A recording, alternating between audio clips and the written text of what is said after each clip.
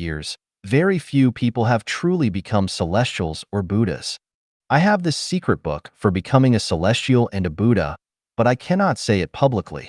If I did that, then people in the Buddhist world and 99% of the people in the secular world would scold me, and it would also hurt Chanyuan celestials. In the end, I would not even be able to guide one person to become a celestial or a Buddha. So I can only stop here.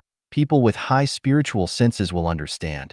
破法相和非法相 Breaking Dharma Form and Non-Dharma Form by Dayform Buddha. December 27, 2021. Edited by Qin Yu.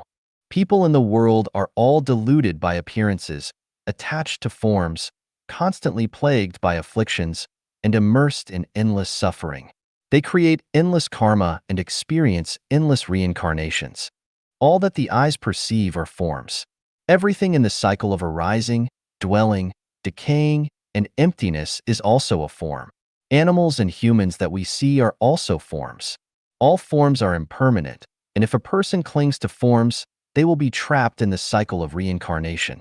There are material forms, mental forms, dharma forms, non-dharma forms, and non-dharma forms. Only the formless is the Buddha. Only the formless can enter the Pure Land. Material forms. Everything seen, heard, smelled, tasted, and touched belongs to material forms.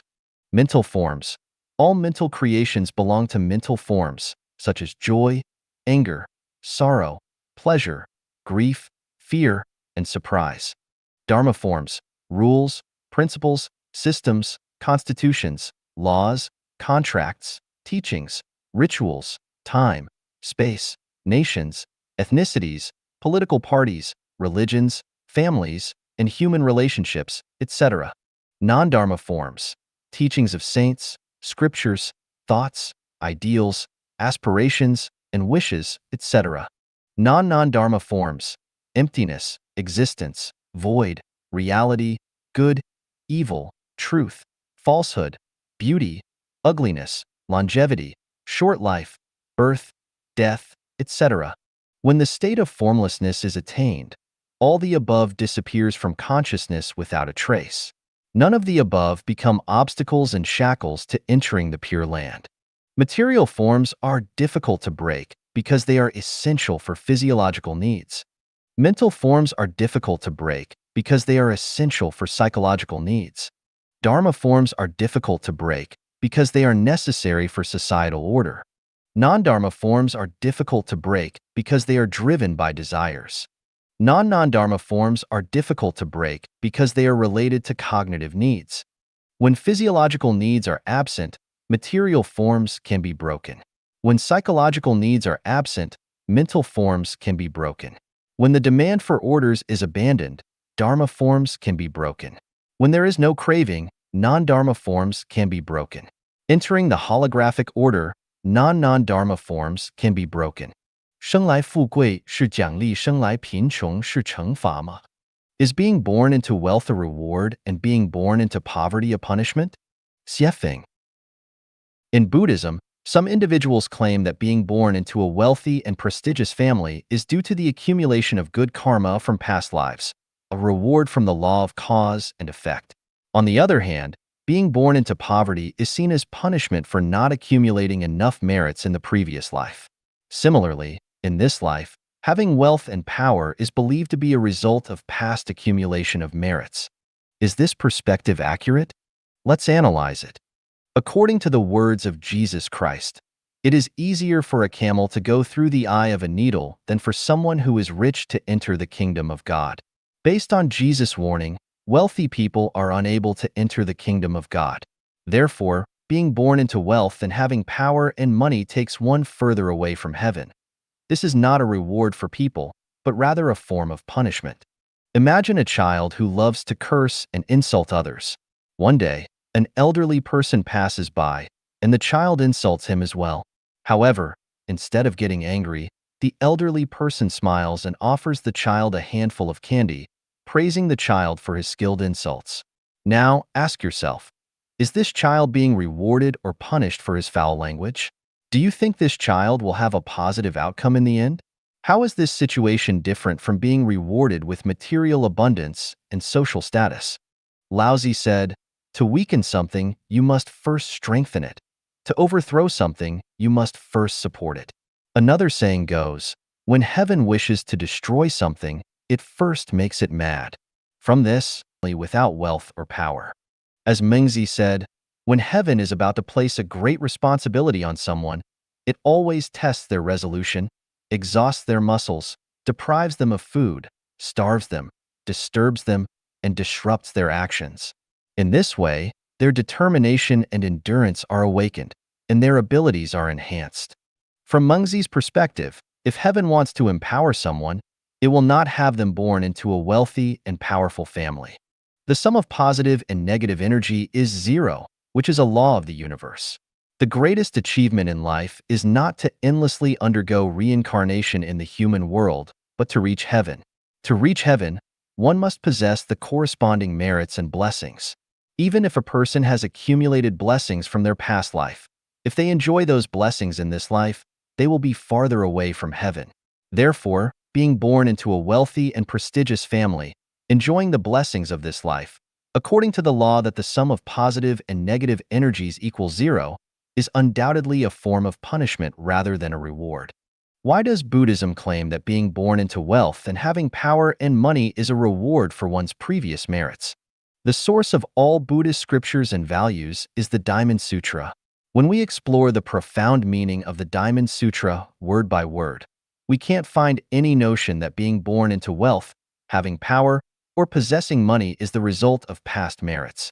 On the contrary, Buddha often speaks of no form of self and advises against dwelling on appearances, sounds, smells, tastes, and touch to give rise to desires. Seeing the Buddha through appearances and seeking the Buddha through sounds and voices are considered the path of the deviant. All conditioned phenomena are like dreams, illusions, bubbles. How can we relate wealth, power, and money to Buddhist teachings? When we claim that being born into wealth and having power and money are the results of past merits, while being born into poverty and hardship is the result of not performing enough good deeds in the previous life, this perspective is akin to flattering and fawning over the wealthy and powerful while adding insult to injury for the poor. It is neither compassionate nor empathetic towards the poor. It wounds their spirits and hearts, which goes against the compassionate nature of Buddhism. What is the purpose of practicing Buddhism and doing good deeds? Is it solely to be born into wealth and power in the next life? Is this what Buddha teaching? Or is this the temptation of the devil? 进入极乐世界的通道. The Gateway to the Elysium World. Xiefeng. August 2nd, 2023. Translation edited by Chinyo. The Elysium world is one devoid of sorrow, anxiety, confusion, worry, or fear, where only joy, pleasure, contentment, comfort, and sexual arousal exist. The Celestial Islands continent is a part of the Elysium world. Entering the Elysium world requires passing through a gateway, and that gateway is emptiness, formlessness, and selflessness. Emptiness is difficult to explain and describe in words. It can only be experienced and felt. Let me provide an example to help you understand and feel what emptiness is. It feels like a kind of awakening and the beginning of life. From a certain perspective, the awakening of sexual desire gives me the opportunity to transcend myself and awaken from the fog of everyday life. It's like leaving my body and leaving my spirit, and not really caring about everything that usually seems important to me. The pause of life, like a moment of eternity, through indulging and tasting the sweetness of the strong fusion of body. A strange feeling, another dimension of my existence, drifting away and melting from the support point of my life. The above experiences and feelings are for moments of sexual climax. They include several key points: an awakening in the beginning of life, transcending oneself and awakening from the fog of everyday life, leaving the body and leaving the spirit, no longer caring about everything that usually seems important, a pause of life like a moment of eternity, and a strange feeling of another dimension of existence. What are they describing? They are describing the scenery of the Elysium world. Without self, without the body, without the spirit, life is frozen in wonderful experiences and feelings, and another self is born. This is a kind of emptiness. Please recall, those who have experienced extreme sexual climax, did you not completely ignore or even forget the presence of your sexual partner? Did you not completely forget or ignore the troubles, sorrows, and pains of your daily life? Did you not also completely disregard your own existence? Did you not only feel extreme wonder and pleasure? Did you not feel that everything was so wonderful and boundless? In fact, this is the state of emptiness, a state of self-loss and peace of mind. Therefore, to enter the Elysium world, you must enter a state of emptiness. The state of emptiness is a state of selflessness and formlessness.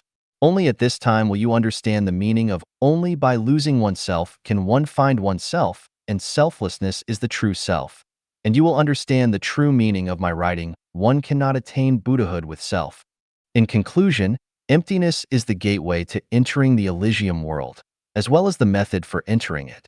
空性即究竟涅槃. Emptiness is ultimate nirvana. Xiefeng, August 3, 2023.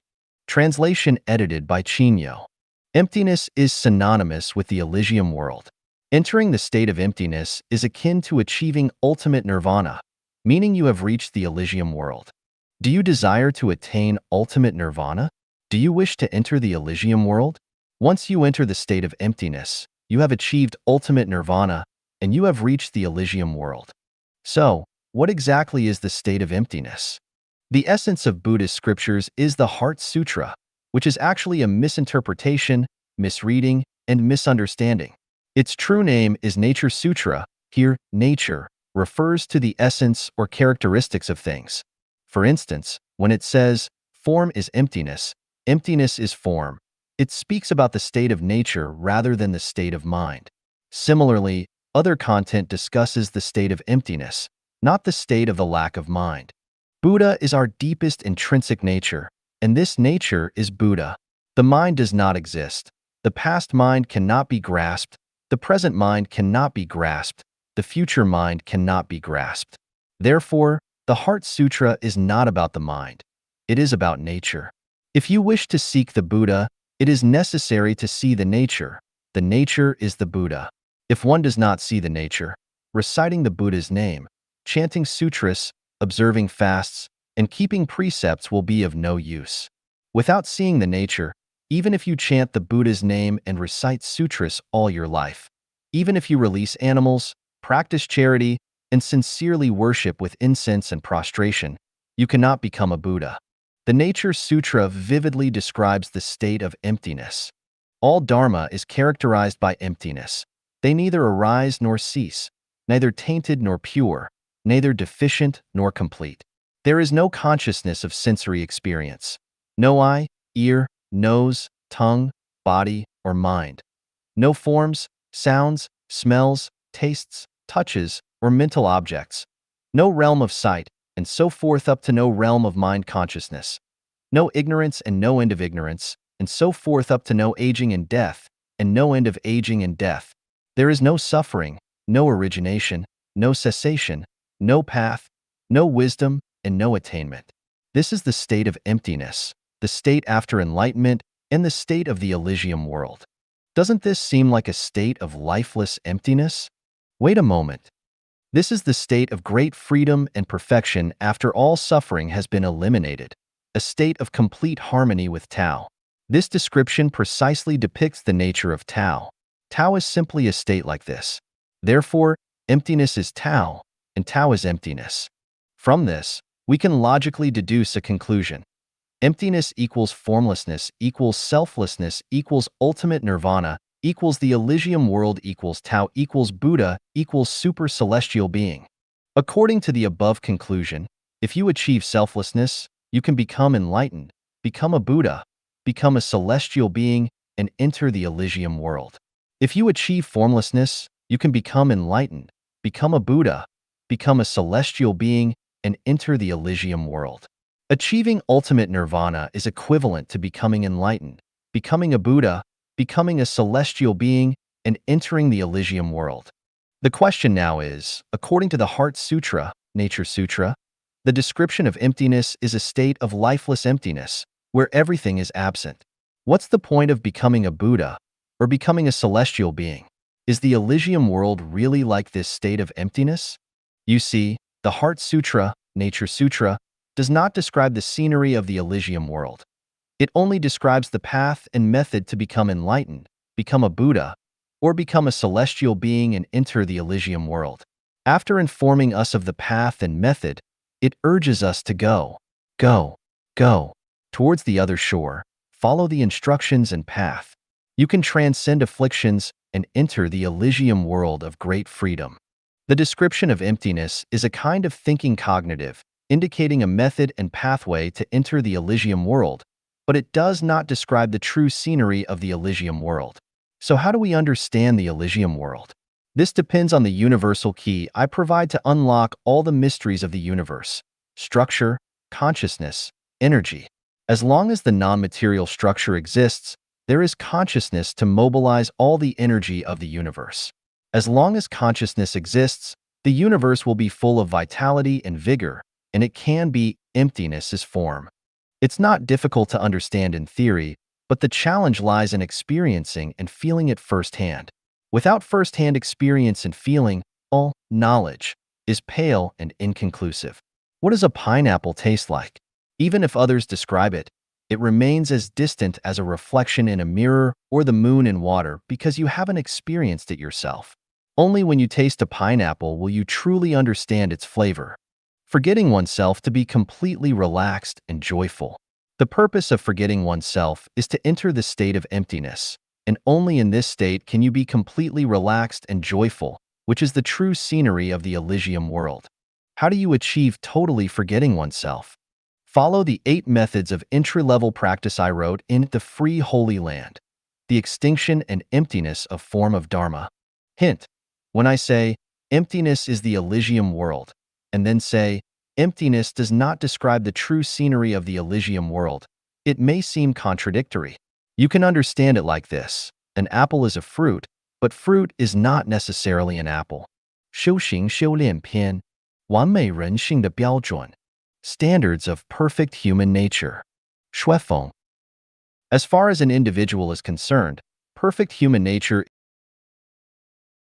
promote the frequency of vibration. 写风. February 2nd, 2012. Everything visible, including human body, is an aggregate of structure and energy, while all images are made up of particles revolving at high velocity. All differences in physical forms are caused by the vibration frequencies of the particles that constitute these physical forms. The Prologue to Humanity and Human Life. 写风. We cannot ignore this reality. Our lives are riddled with holes and on the brink of collapse. Our problems are no longer local, accidental, or temporary. Our very foundation is flawed. The root upon which we all depend has gone awry. We have lost the underpinning of our existence. We have failed to establish the supreme goal of all goals, the ultimate principle of all principles, the loftiest belief from which all beliefs spring, and the definitive standard against which all standards are measured. Without an ultimate purpose, how do we choose a specific path in life? Without the highest principle, how do we establish specific principles and adhere to them unwaveringly? Without the loftiest belief and ultimate benchmark, how do we make judgments? How do we contemplate? How do we act? Without all of this, how can our lives not be characterized as blind, empty, and absurd? When the members of a society share this life attitude, how can society itself remain healthy? Unless we bring about fundamental changes, how can there be hope for this nation? So, it all comes down to one point. We lack genuine faith, which serves as the root of all our wickedness and ailments in today's world. The problems stemming from the moral decline of the Chinese people today, in my view, are even more severe than political and economic issues. When we address the issue of faith today, it is not about adding a superficial layer to our existing lives, but about conducting a comprehensive self-examination of our lives and embarking on a new way of living. In Gentio, the spiritual predicament of our era, a dialogue on the issue of faith. 一人类的起源, the origin of humanity. 写风, translated by Tsong Long. Where do human beings come from? There have been some sayings. Pangu created the heaven and earth. Nuwa created men using clay.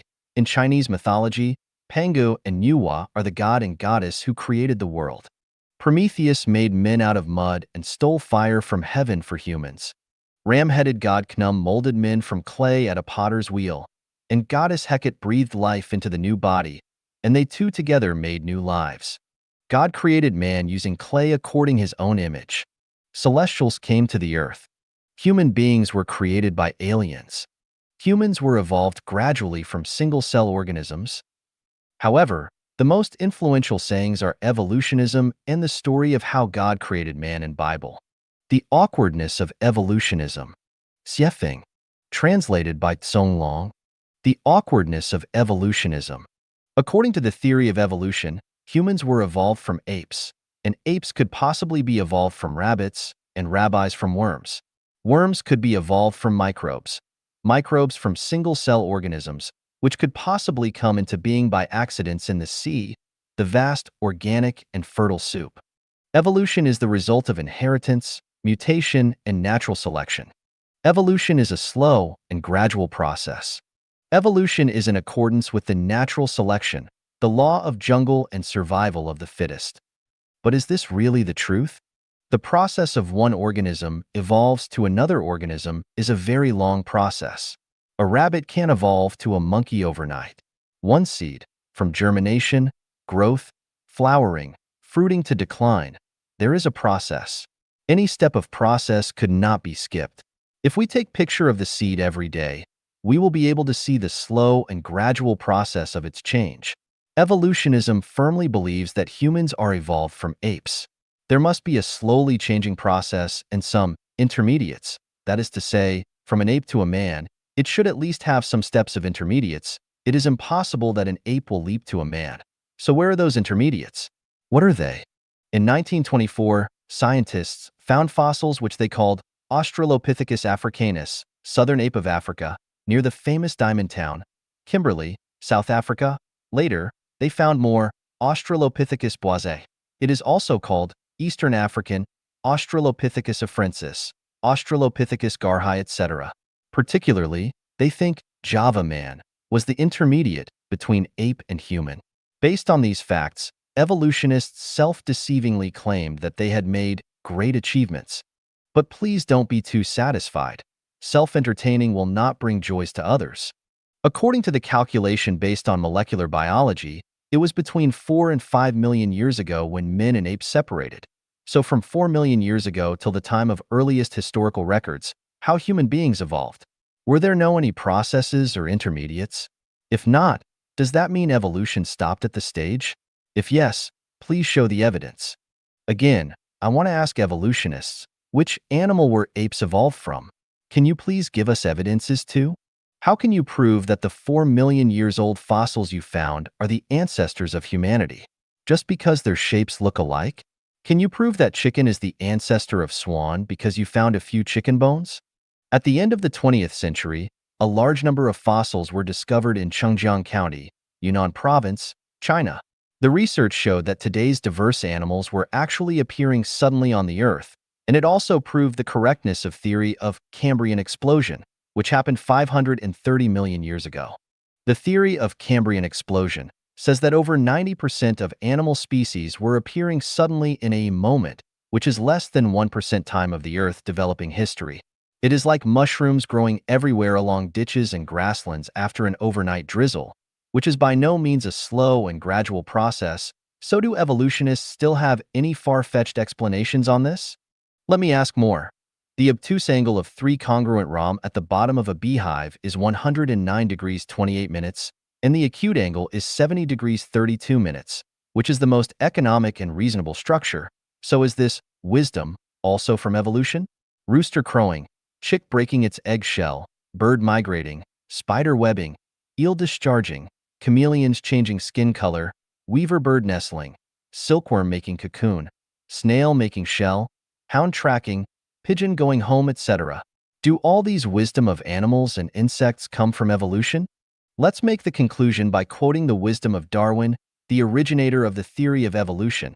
If it could be demonstrated that any complex organ existed which could not possibly have been formed by numerous, successive, slight modifications, my theory would absolutely break down. The birth of life genuine has proved evolution theory has absolutely broken down. Evolutionism cannot prove the origin of humanity. Human beings were not evolved from animals at all. So, what about the sayings in Bible? Please read The Origin of Humanity too. The Awkwardness of Bible. Xiefeng. Translated by Tsong Long. There were records about the origin of humanity in the Genesis of Bible. 1:26 And God said, "Let us make man in our image, after our likeness. And let them have dominion over the fish of the sea, and over the fowl of the air, and over the cattle, and over all the earth, and over every creeping thing that creepeth upon the earth." 1:27 So God created man in his own image. In the image of God created he him. Male and female created he them. 1:28 And God blessed them. And God said unto them, Be fruitful and multiply, and replenish the earth, and subdue it, and have dominion over the fish of the sea, and over the fowl of the air, and over every living thing that moveth upon the earth. 1:29 And God said, Behold, I have given you every herb bearing seed, which is upon the face of all the earth, and every tree, in the which is the fruit of a tree yielding seed. To you it shall be for meat. 1:30 And to every beast of the earth, and to every fowl of the air, and to everything that creepeth upon the earth, wherein there is life, I have given every green herb for meat. And it was so. 1:31 And God saw everything that he had made, and behold, it was very good. And the evening and the morning were the sixth day. 2:7 And the Lord God formed man of the dust of the ground, and breathed into his nostrils the breath of life. Seeking only personal gain, they heed. Translated by Treasure and edited by Care. Whether we call it Utopia, New Eden Garden, Kingdom of the Greatest Creator, or Xiefeng-style communism, Life Genuine's new mode of production and life in the new oasis for life will solve these 21 problems that have been handed to us over thousands of years of human history. It will free women from their daily trivial chores forever. The elderly will lead their happiest lives in old age, whether they have children and receive pensions or not. The phenomenon of orphans will disappear forever. All children will lead lives full of love and care and will be well educated. The phenomena of people remaining unattached and lonely will disappear forever. Domestic violence will disappear completely. The conflicts among religions and belief systems will end forever. Political parties will have no purpose, so competitions among them will disappear. All people will be able to travel throughout the world freely and without restrictions. Military expenditures will be reduced to zero because there will be no militaries. Border and land disputes between states will no longer exist. Regional and ethnic conflicts will no longer exist and peace will abound everywhere. Drug abuse and gambling will disappear completely. Official corruption will disappear completely, as officials will have neither need nor ways to corrupt. No wealth disparities will exist as everyone will have everything yet own nothing. Courts, lawyers, and legal systems will die out gradually as they will no longer be needed. Criminal activities will be reduced by 3/4 and security will be greatly enhanced. The population will stabilize without sharp increase and decrease and will be in balance with planetary resources. Atmospheric pollution as well as that in all water and on the earth will disappear. Extinction of species will end and many lost ones will return. Climatic disasters will no longer occur and distinct seasons with consistent climate will become normal. At least half of the people will sublimate into angels, bodhisattvas, celestial beings, and Buddhas. Do not take this as a joke or myth or consider it an armchair strategy. It has been the firm evidence of Life Genuine's theories and the model of the new oasis for life which have been existing and developing for 10 years. It is the ideal that mankind can fully realize. Whether you wish or not, and believe it or not, mankind has been bound to and is entering into the Life Genuine era. Everything is running according to procedure. 明明巧安排平凡度人生. Life arranged ingeniously, the ordinary life. Xiefeng. March 27, 2019. Translated by Qin Yu and edited by Care. Times change, lives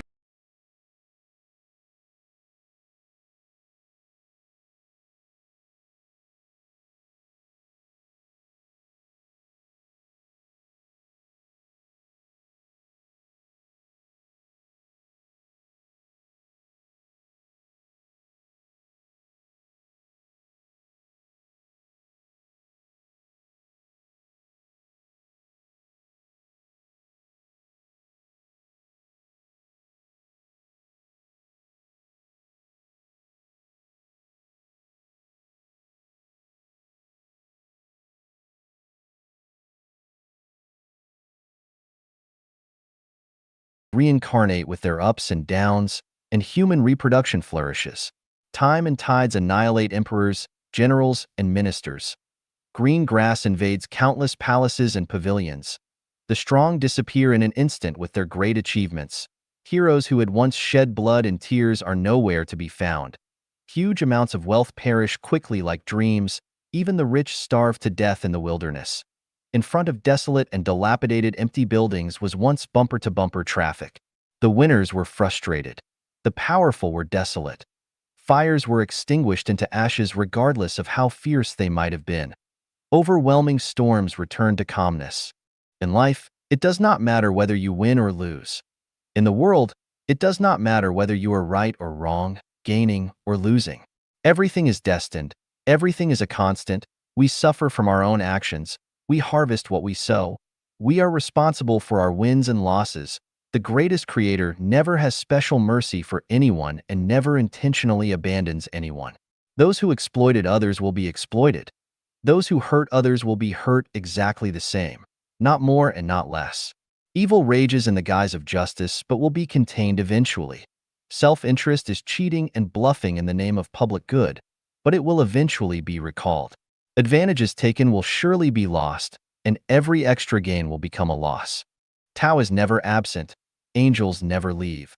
The devil never slackens. Prosperity ends in a big mess. Prosperous ages end in ruins. Lavish banquets end. That which flourishes dies. Phenomena will not last, but essence never changes.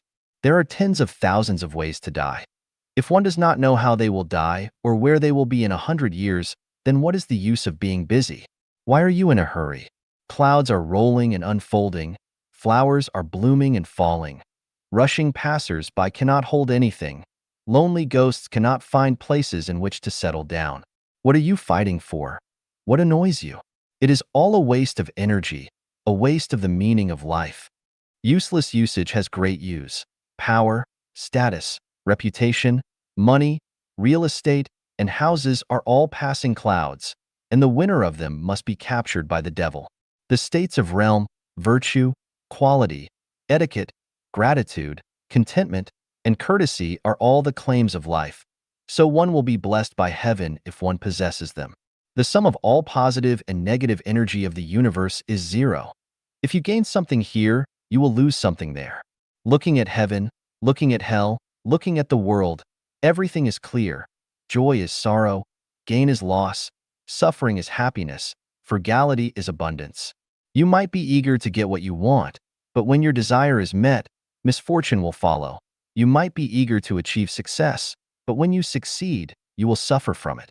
Virtuous individuals, please listen to me. Avoid the urban noise and return to the rural countryside. Life is like a chess game, and each one is different. We cannot see it through. We cannot explore it all. Why not raise a few chickens and ducks, or go to watch the full moon in a field? Pickles and steamed buns warm the stomach, and ragged clothes are like honey to the heart. The chaos of the world is not without its source. Do not go back and forth hurriedly and quarreling.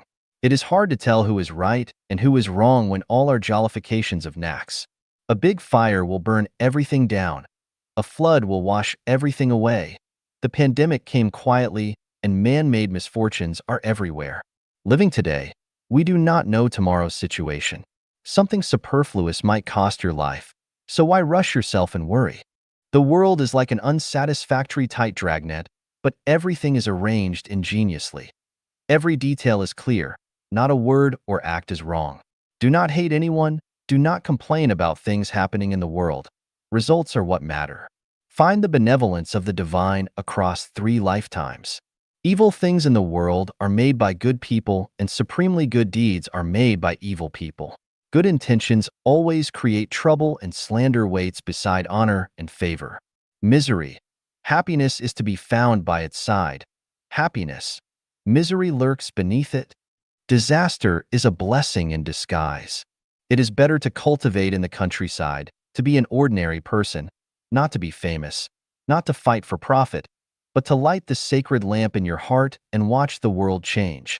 Relying on other people, one will exhaust themselves on them. So why not rely on the Tao of the greatest creator? Everyone has a life trajectory that cannot be changed. So why bother to worry about others? Parents' suffering cannot be replaced by their children's, and the children's sins cannot be negated by their parents, let alone by others. You might think that you are doing something for the good of others, but how do you know that you are not working against Tao and disturbing their trajectories? You cannot give money to others without having money in your pockets. How can you guide others to live well if you do not live well? Depend on your own experiences and feelings, and do not listen to others' moral preachings. No harm in life is greater than that which affection can do when it is deep and hurts very severely. Sentient beings are trapped in affection nets until they die in mazes of affection. If you cast your affection onto someone, then their burden will become yours. So why not direct your affection toward idyllic, green mountains and blue rivers? Attaching affection to flowers, birds, insects, and fish is more beneficial than doing so to people. How can you wash your feet while still standing in mud? How can you sever your worldly ties while still living in the world? Waves never end. Repaying debts by borrowing will keep you in debt forever. We also need to repay our debts that we borrowed from nature.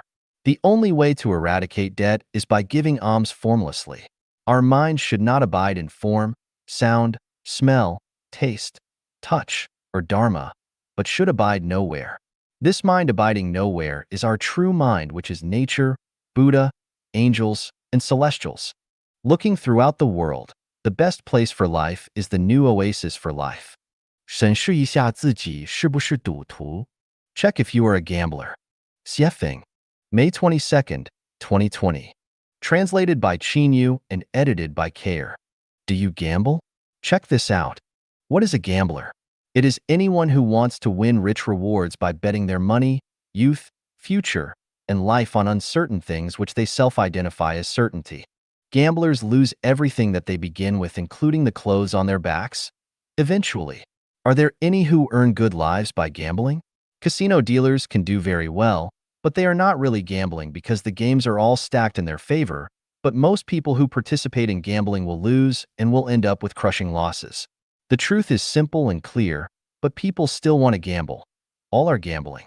I studied carefully and discovered the surprising phenomenon that almost everyone gambles, with marriage being the biggest gamble in life. You cannot be sure of its outcome. You can never fully understand the other person's personality, outlook, temperament, character, interests, and other factors, but you are betting your whole youth and your entire life on them. You expect to be happy, joyous, harmonious, and blessed, and expect to remain in love with each other for your lifetime. But then what happens? It is not necessary to analyze the results.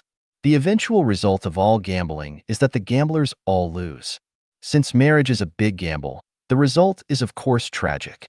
Participating in religion and becoming a believer is also gambling. You base your destiny and future by betting on the religious rituals, ideas, practices, and beliefs that you firmly believe are correct. But is your religion the absolute truth? Almost every religion claims that theirs is the only correct belief, but this is only its own wishful thinking. Can it withstand the challenges of facts, science, logic, and spiritual perception? Regarding the three major religions, Christianity, Islam, and Buddhism, they are each contradictory in terms of life and death, so which one is right? After death, are there reincarnations, or merely lying quietly and waiting unconsciously for a final judgment and possible resurrection? If you are not sure, then are you not gambling?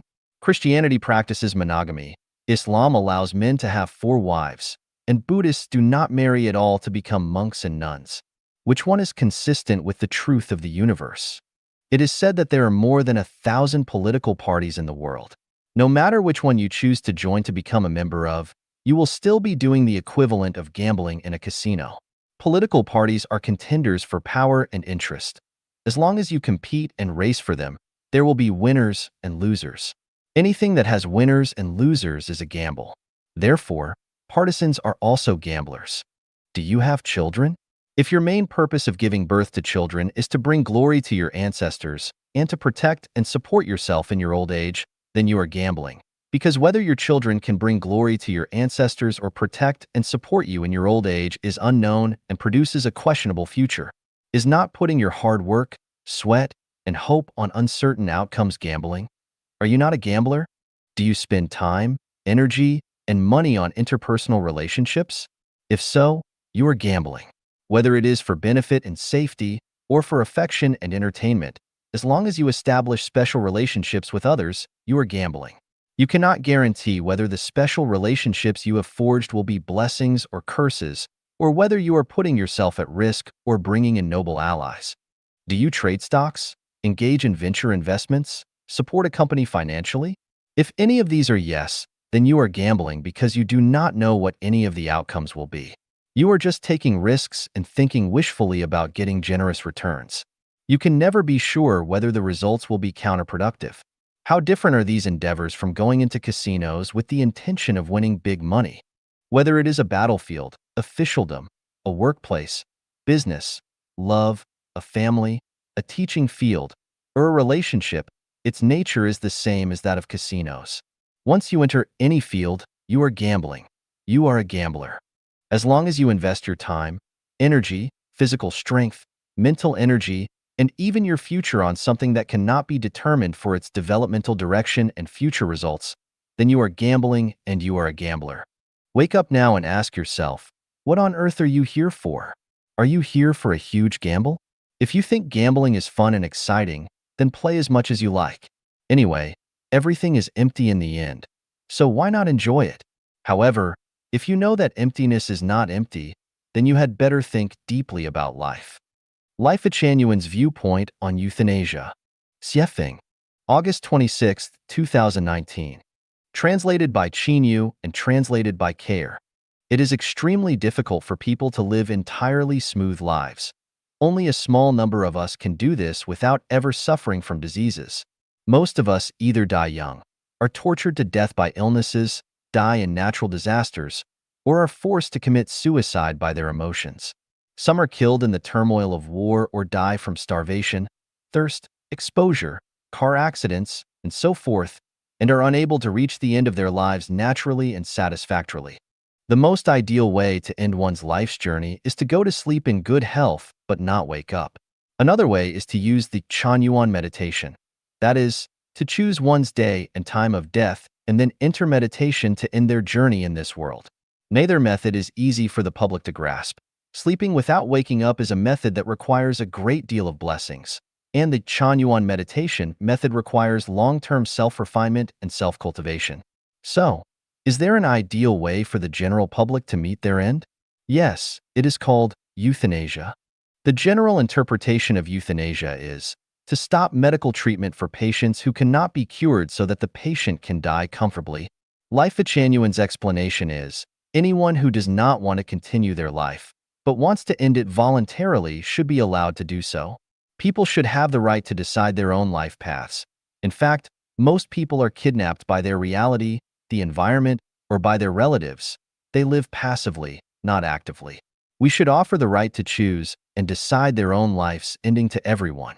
Anyone who has reached the age of 18, despairs of life, and is willing to end theirs should be offered the option to be euthanized.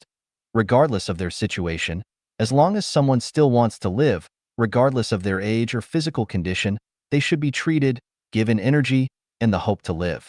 How much time is enough for someone to live? A century? A millennium?